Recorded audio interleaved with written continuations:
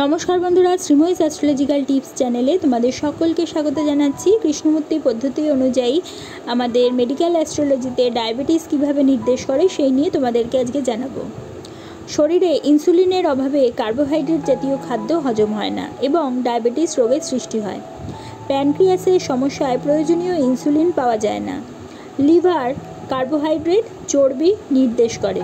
কর্কট রাশি নির্দেশ করে প্যানক্রিয়াস। ডায়াবেটিস রোগে ইউরিনের সঙ্গে সুগার বেরিয়ে যায়। শুক্র কিডনি এবং ষষ্ঠ ভাব প্যানক্রিয়াস নির্দেশ করে। শুক্র তুলা রাশির অধিপতি। শুক্র তুলা বা বৃশ্চিকে অশুভ সম্পর্কে যুক্ত থাকলে ডায়াবেটিসের রোগ হতে পারে। শুক্র চন্দ্র মিষ্টি সিরাপের মতো মূত্র দিয়ে থাকে। শনি যে কোনো ক্রনিক দীর্ঘস্থায়ী রোগ নির্দেশ করে।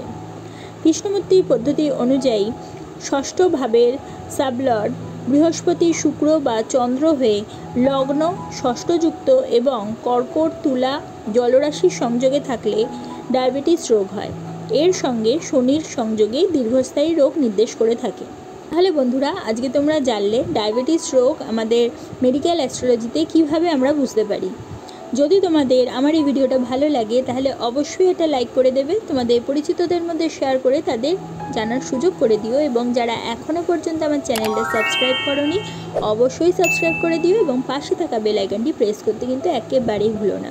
তাহলে প্রত্যেকে ভালো থেকো, প্রত্যেককে ভালো রেখো। পরবর্তী ভিডিওতে আবার চলে আসবো, ততক্ষণের জন্য সকলকে ধন্যবাদ। নমস্কার।